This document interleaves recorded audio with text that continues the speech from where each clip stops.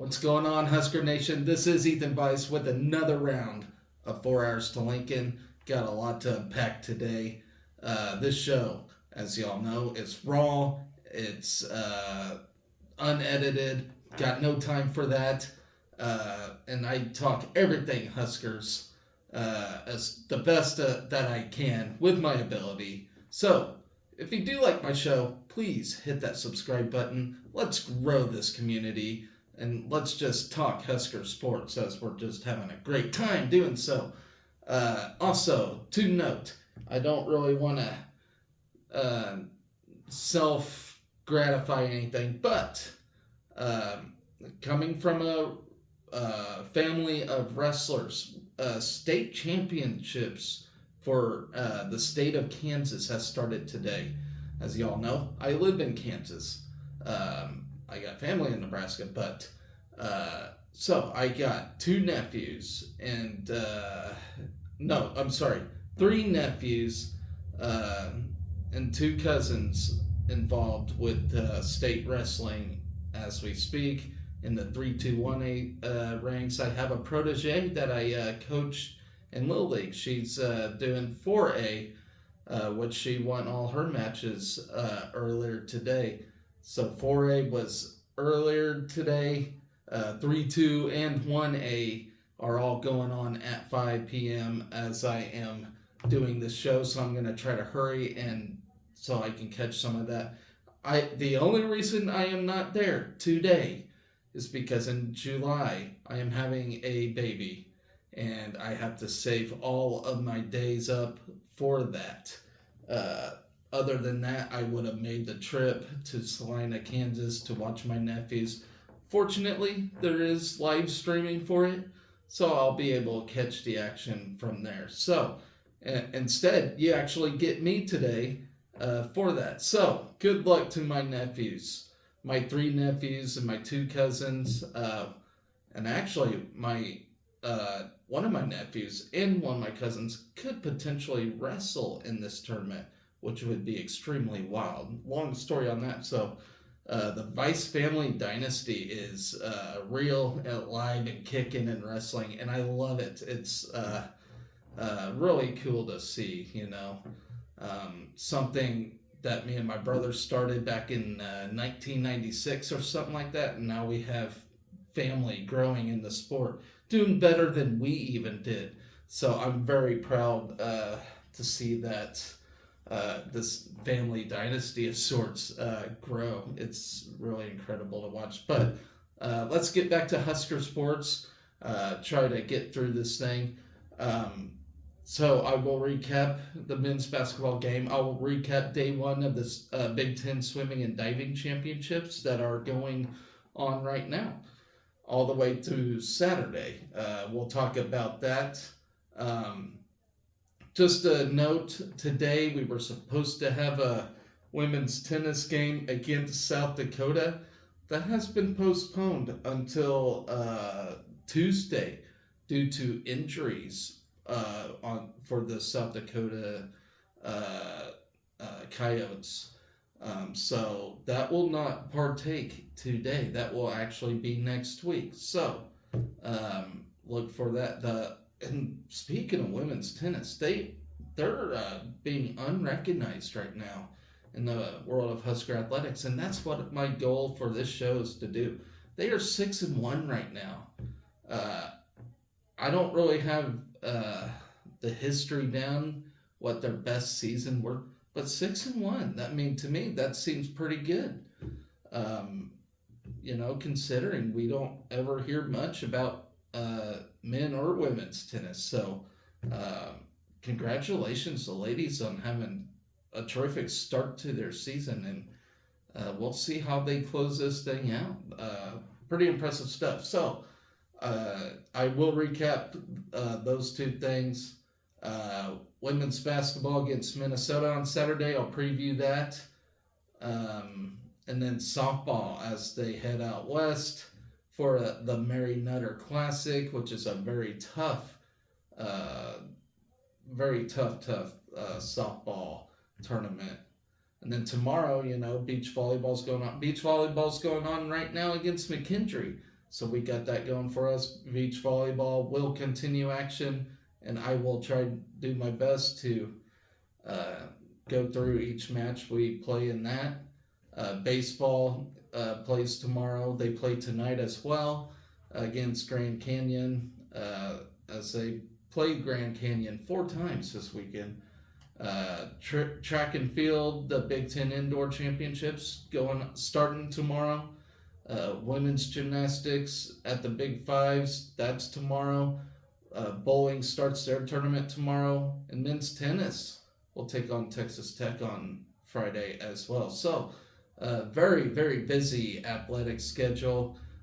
Doing my best to cover everything as we speak. So, let's start with the swimming and diving day 1 recap. We opened the Big Ten Championships with 2 podium finishes, a relay team of Caitlin Cairns and JoJo Ramby. Beatrix Tenko and Emily Hames logged the second fastest 200 medley relay time in school history. The group posted a 1:39.42 to place 8th in the first event of the meet. So yeah, 1st through 8th is a podium finish, and that'll get you team points. So good job there, ladies. In the 800 freestyle relay, Gina Jorgensen, Lexi Kusira, Julia Marchi, and Tanko posted a time of 7:11.31 for the 3rd fastest time in school history, with another 8th place finish. After the first day of competition, the Huskers currently sit in 7th in the team standings with 88 points. Today's session began at 9 with prelims and will continue at 4 p.m., which is going on right now. So, results for today, I will talk about tomorrow. So, with that in mind, let's talk about men's basketball against Indiana. That fantastic road win that we needed last night. Jamarcus Lawrence had a career high of 19 points, including 6 points and 3 assists. Decisive 14-1 second half run. We picked up that crucial win, 85-70. Beautiful stuff right there.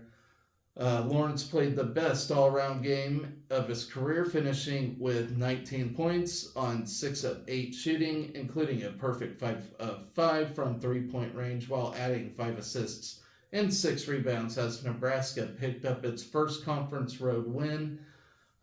Indiana had nearly erased a 22-point deficit and was within 59-56 with 11:27 remaining before Lawrence ignited the run with a 3-pointer before finding Juwan Gary and Josiah Alec on consecutive baskets to stretch the lead back to 10. The sophomore continued the run with another 3-pointer before he found Keisei Tamanaga on a basket to give us a 16-point lead with 6:19 left, and the Huskers led by double figures for the rest of the night. And that is amazing. We led the whole game. And the way we started was, we probably played with the most intensity for any road game this year yesterday. That first half, the intensity we played with is what I was looking for all year. What I know we can do. So if we can just continue to play with that kind of intensity in every game, whether it's at home, away, neutral, we can win every game. We absolutely can. And our ball handling was so much better last night. We did slip up a few times, which happens on the road. It even happens at home, but we handled the ball so much better. And it was just great to see that we can finally do it on the road. And with that win, and I'll be honest, I didn't think we would get Indiana on the road. I figured maybe Michigan, which Michigan I'm a little worried about too, because they beat Wisconsin. But, I didn't think we can get it done, but they proved me wrong, which is fantastic. I think we are finally on the up and up on things. I may eat my words later when I say that, but We're looking fantastic. We're looking like a tournament team now. But yeah, needed that road win bad. I think we finally got that monkey off our back. We finally know we can do it, and we got it done. Casey led Nebraska with 20 points, including 4 3-pointers, while Bryce Williams and Juwan Gary added 18 and 15 points, respectively. We shot nearly 50% from the field, which is important, and had 19 assists and just 8 turnovers. Just 8. Like I said, keep those turnovers under double digits, and yeah, you can win a lot of games. Turnovers do happen in basketball, even the best teams get turned over, keep those under double digits, and yeah, smooth sailing. Mackenzie Mbako led Indiana with 22 points, while Khalil Ware added 17 points and 12 rebounds. We held Indiana to 4 of 1. Nebraska put together the best half of the season in the opening 20 minutes, shooting 57% from the floor, including 9 of 19 from three-point range to take a 51-31 lead at the break. Tominaga had 18 first-half points, while Gary totaled 12 first-half points. Then we got a quick start from Tominaga, as you all remember, as he had a trio of threes in the first 5 minutes of the game. That was a fantastic start. And that's the case I've been looking for on the road all year. Built a 16-8 lead. We hit 6 of our first 11 from beyond the arc, extended the margin to 22-11 after Gary's three-pointer with the 12:01 left in the half, forced a Hoosier timeout at that time.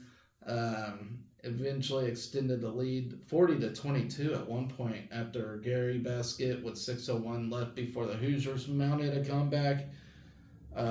Used a 9-2 spurt over the next 2 minutes to pull within 42-31 after Migbako basket. I can't pronounce his name very well.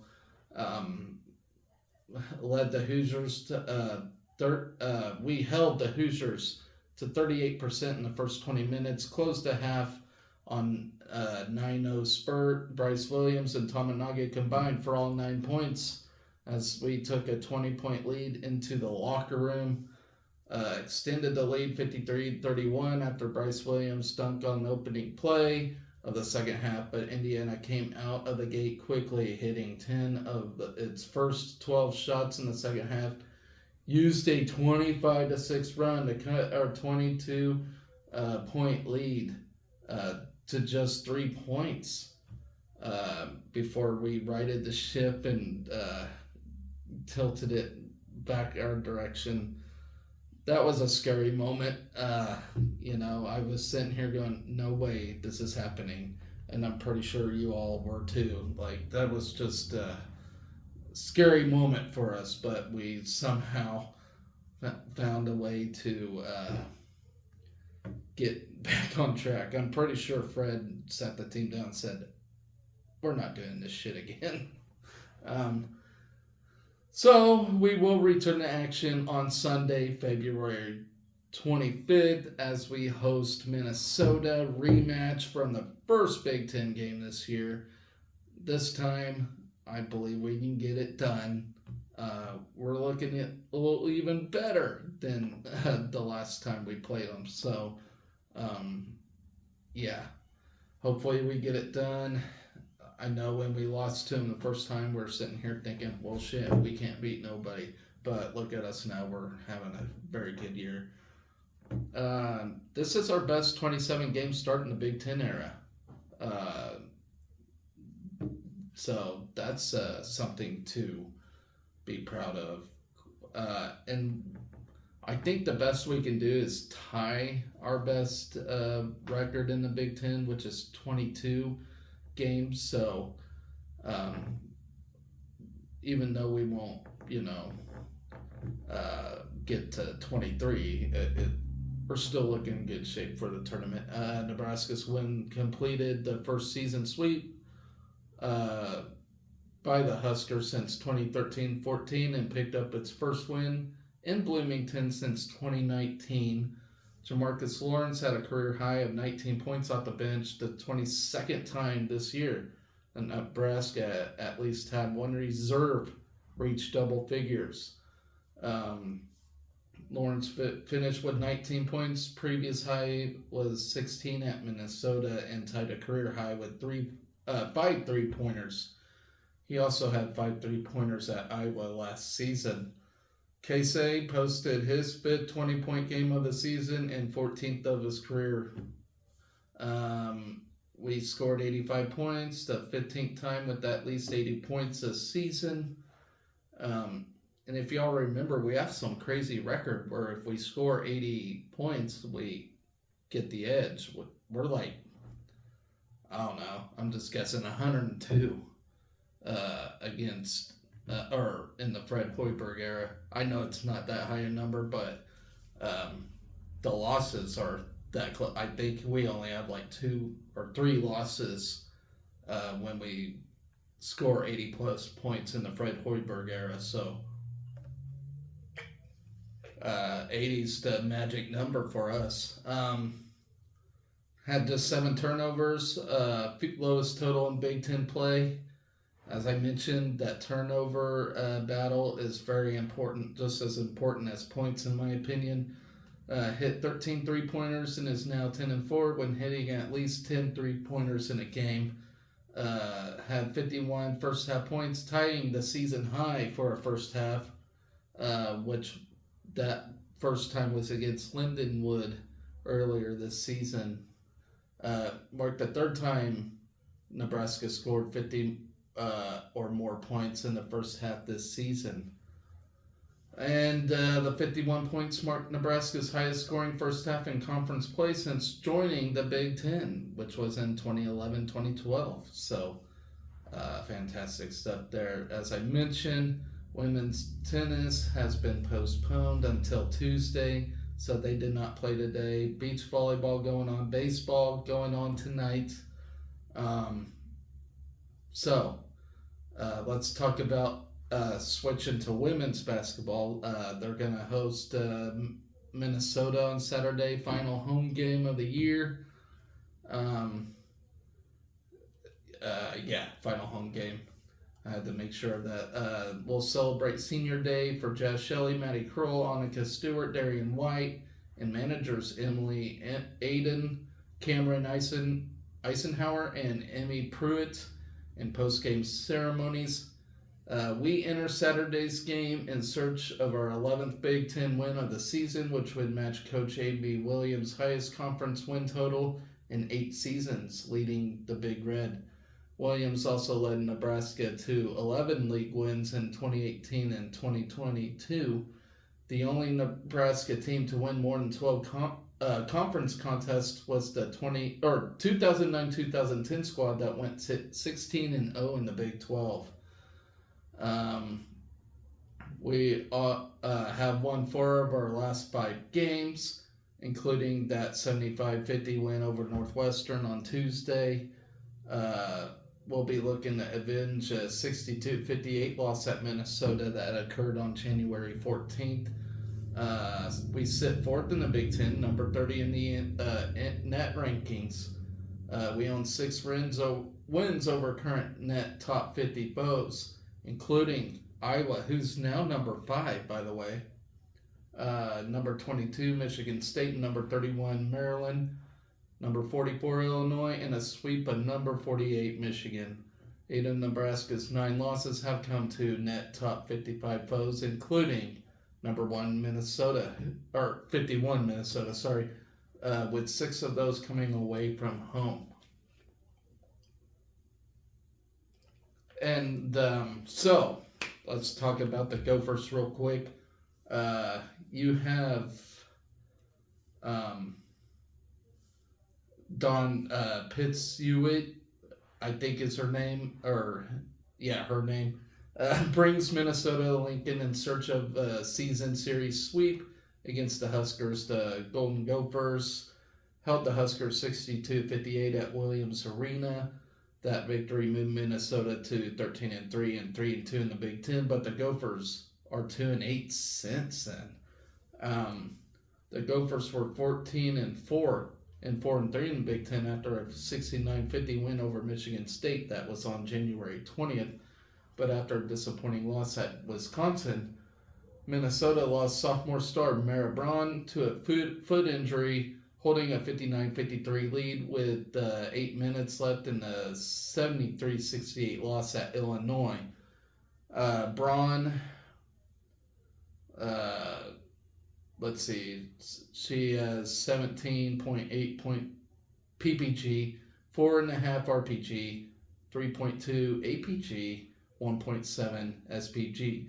The Gophers are 1-5 without her, with the only win coming against Northwestern on February 17th. Minnesota is coming off a 67-56 home loss to Wisconsin on Tuesday. Sophie Hart, a 6'5 junior center, did not play against the Badgers because of a sore left hip, missing her first game of the season after 25 starts. The North Carolina State transfer averages 10 points and 5 rebounds and managed 8 points in 21 minutes in the first meeting with the Huskers. Without her, forward Sarah Williams had 30 points and 15 rebounds against first-time starter Ariana Johnson. The 6'3 freshman answered with 11 points and 7 boards for 28 minutes. So without Braun, you have freshman Grace Grachkolski over as a primary scorer for the Gophers. The 5'10 freshman who went scoreless in the first meeting with Nebraska is averaging 14 points the last 6 games, including a career high 27 in the win over Northwestern and 23 in a loss at Rutgers. She hit 19 of 33 threes over the past 5 games, including 7 of 12 at Rutgers and 6 of 7 against Northwestern. Sophomore Amaya Battle led Minnesota with 16 points and 5 assists, losing my spot, while playing the full 40 minutes in the loss to Wisconsin Tuesday. The 5'11 guard is averaging nearly 11 points and 5 rebounds with a team best of 5.5 assists. She also leads the Gophers with 41 steals. She has 11 points, 4 rebounds, and 5 assists in the first meeting this season against Nebraska. Mallory Heyer, a 6'1 forward, is averaging 10 points and a team best 8 rebounds. As Minnesota's most consistent player, she led the Gophers with 16 points and 7 rebounds in the first meeting with the Huskers. Heyer has at least 5 rebounds in all 26 games this season. Then you have grad transfer Janae Sanders, who had 11 points in just 18 minutes in the first meeting with Nebraska. She replaced Braun in the starting 5. Over the last 6 games, the 5'11 guard, who spent the last 4 seasons at Appalachian State, is averaging 14 points per game, including 23 at Michigan State. Then you have redshirt freshman Nehemiah Holloway, who was scoreless in the first meeting with Nebraska, has had her production slip with just 19 total points in 91 minutes over the past 10 games, as has Maggie Sinano, the 6' junior, who scored 5 points and was a plus 17 and plus minus in just 9 minutes in the first meeting with the Huskers, has total 14 points in 140 minutes since the first game with the Big Red. We lead the all-time. Here's a little history. I like history, people. Here we go. We lead the all-time series 17-14, but the Golden Gophers have won back-to-back games in the series, both tight games at Williams Arena in Minneapolis. In fact, 5 of the last 6 games in the series has been played away from Lincoln, with the series split at 3-3 during that stretch. So in the first meeting this season, Minnesota worked its way to a 68-52 win behind 16 points and 7 rebounds from Mallory Heyer and 11 points apiece from Amaya Battle and Janae Sanders. Alexis Markowski led Nebraska with 17 points and 14 rebounds, while Jess Shelley added 12 points, 5 rebounds, and 8 assists. Natalie Potts put 3 Huskers in double figures with 10 points and 6 boards, while Colin Hake contributed 8 points off the bench. Nebraska has won the last meeting at Pinnacle Bank Arena 93-70. The only current Gopher at that game was Maggie Zinano. I can't pronounce it, people. I'm sorry. Who played 3 minutes and did not record a statistic at all. So 5 of the last 6 games in this series have been played away from Lincoln, as I mentioned, including our 72-61 win at the 2021 Big Ten tournament in Indy. Nebraska owns a 12-4 all-time edge in Lincoln and is 2-0 at the Big Ten tournament, but the Huskers are 3-10 against the Gophers in Minneapolis. We own a 12-9 advantage as Big Ten foes. Although women's basketball was not a full varsity sport, this is very interesting, folks. At Nebraska, until 1975 and 76, because of Title IX, a women's team from Nebraska suffered its first defeat at Minnesota in 1904 after going unbeaten in 1897 and 1903. 2 weeks after the first meeting with Minnesota, Nebraska beat the same team in Lincoln. So that's an interesting little nugget right there. Minnesota's Lauren Conan scored 42 points for the Gophers in a 90-79 win over the Huskers. On November 30th, 1984, that effort is tied for the most points by any opponent individual against the Huskers. So very interesting stuff right there. So we got that going on Saturday. Moving on to Sunday for softball. I will preview this one real quick. We will be attending the Mary Nutter Classic. Each of the Huskers' 5 opponents this weekend made the 2023 NCAA tournament, while 3 are ranked in this week's top 25 coaches poll. You have UCLA, Oregon, and Utah, with a 4th team, San Diego State, receiving votes. So it's going to be a very, very testy weekend for this softball team, but that's good. We need it. And of course, we put ourselves in this after getting Jordy Ball, who is currently out with injury for the rest of the year, which really sucks. But you know what? We'll face the test anyway. Like I said, it's going to be tough. You're going to have a lot of people maybe saying how bad we suck this weekend and what. No, we're getting better and we're learning, you know. You can't get better without tough competition, and that's all there's to it. I'm not afraid of tough competition at all. You need tough competition. You want respect, you got to play the elites, and that's exactly what we're doing, with or without our star player, Jordy Ball. From there, let's just get it done. Nebraska takes on San Diego State at noon on Friday before facing number 19 UCLA at 2:30. The Aztecs won the 2022 Mountain West regular season title in the 2023 conference tournament while advancing to an NCAA Super Regional last year.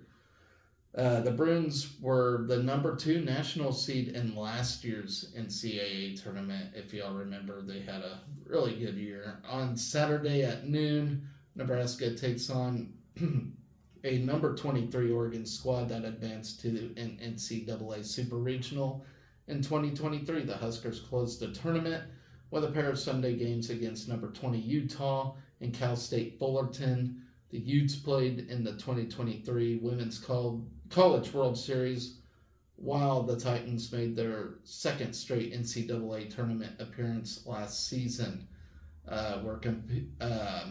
This will be our 12th time in the past 15 seasons, but for the first time since 2020.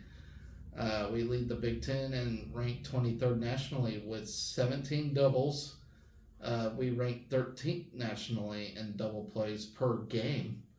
5 of Nebraska's 8 returning all-region players have missed multiple games due to an injury this season. Billy Andrews has 6 career games with multiple home runs. The Nebraska record for most career multi-homer games is 7 by Tristan Edwards. Andrews is 3 runs shy of moving into a tie for 10th place on Nebraska's career runs scored list, which is 143. Bella Bacon has produced 4 straight games with multiple hits, going 8 for 15 during that stretch. Emerson Cope is tied for the Big Ten lead and ranks 4th nationally in saves. Cope has 2 saves, 1 shy of the Nebraska freshman saves record. Caitlin Neal enters play this weekend with 96 career hits, 4 shy of 100. Caitlin Nolinsky enters this weekend with a 7-inning scoreless streak. Let's see. I mentioned this is our 12th time at this Mary Nutter Classic, which is a funny name to me. I'm sorry. Although the Huskers have, I mentioned that. Since 2020, we haven't played in this thing. The Huskers own a 22-31 all-time record at the Mary Nutter Classic. So, as I have mentioned, this is a very tough, serious tournament, and a lot of big girls play in this thing. We have played 32 of our 53 games at the event against ranked opponents. Nebraska is 9-23 versus ranked teams in Cathedral City, but that includes 21 games against top 10 foes. And we're 4-17 there. Brooke Andrews is the only Husker who has played a game at the Big League Dreams Complex in a Nebraska uniform. Andrews played in 2 games at the 2020 Mary Nutter Collegiate Classic, going 1 for 5 with a stolen base against Oklahoma and BYU. So that is my show for today, folks. Subscribe to my show so you get more updates for Husker Athletics. I talk about all 25 or 24 varsity sports that Nebraska has. I may throw in a nugget here and there, but this is basically a recap, a preview for everything all season long, from August all the way to June or early July for Husker Athletics. So if you like my show, hit that subscribe button, hit that like button, comment, do whatever. Let's interact. Let's talk Husker sports. That's why I'm here. That's why I do this. And as I mentioned, the show is raw, and there's no editing involved. I don't have time for that. I just don't. So from there, guys, I am gonna watch my nephews wrestle in the state tournament. Hopefully I didn't miss a match yet. But like I said, stay tuned. I will be back tomorrow to recap what's going on today. So always remember to be excellent to each other. Go Big Red.